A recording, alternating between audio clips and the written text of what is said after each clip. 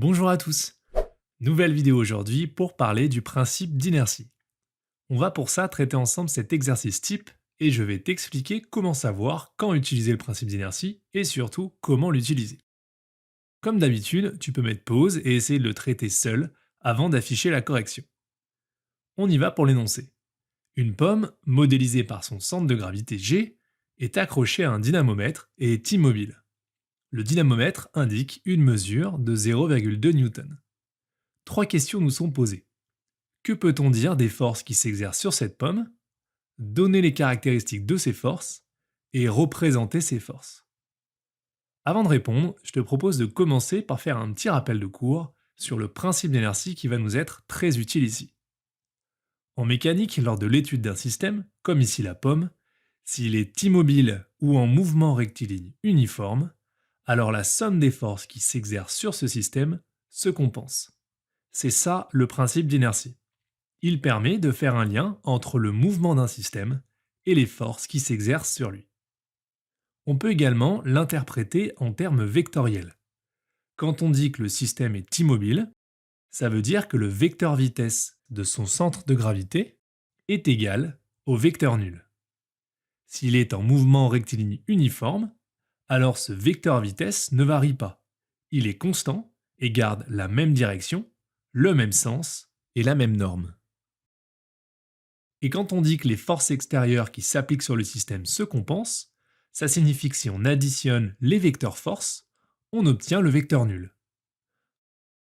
Maintenant qu'on a fait ce rappel, on va voir comment utiliser tout ça dans notre exercice.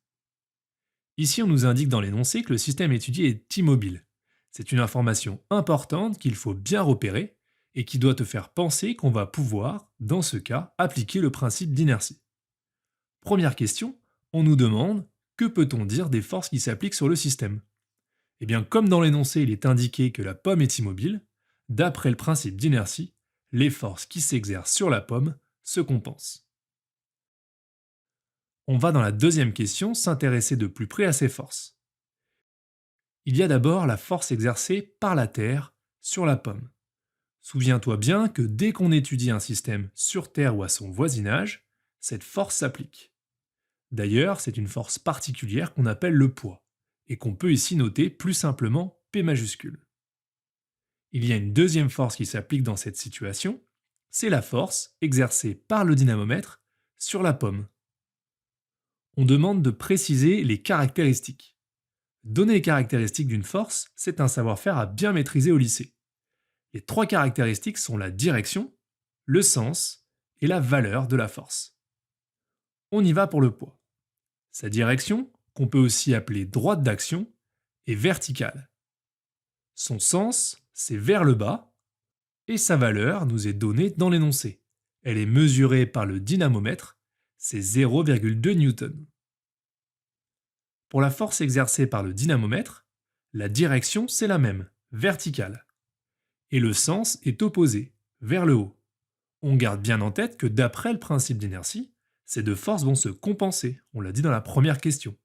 Elles ont donc bien la même direction, la même valeur, 0,2 Newton, on peut compléter, et elles ont un sens contraire. Maintenant qu'on a les caractéristiques, on peut passer à la troisième question et les modéliser. Je te rappelle que le système étudié, ici la pomme, est modélisé par un unique point. C'est d'ailleurs ici précisé dans l'énoncé. Une force, elle, est représentée par un vecteur à partir de ses caractéristiques, que je vais donc te remettre ici pour nous aider. On représente d'abord la première force, le poids. Direction verticale, sens vers le bas, et pour la norme du vecteur, c'est-à-dire la longueur de la flèche, dans cet exercice, il ne précise pas d'échelle dans l'énoncé, il n'y a donc pas de consigne particulière. Même chose pour représenter la force exercée par le dynamomètre. Direction verticale, sens vers le haut, et pour sa norme, attention, pas de souci d'échelle comme on l'a dit, mais par contre, comme les deux forces ont la même valeur, il faut bien que les vecteurs qui les représentent aient la même norme. C'est-à-dire que ces deux flèches doivent être forcément de la même longueur. Fais bien attention à ça. De cette manière, on respecte bien le principe d'inertie. Et d'ailleurs, la somme vectorielle de ces deux forces est bien égale au vecteur nul.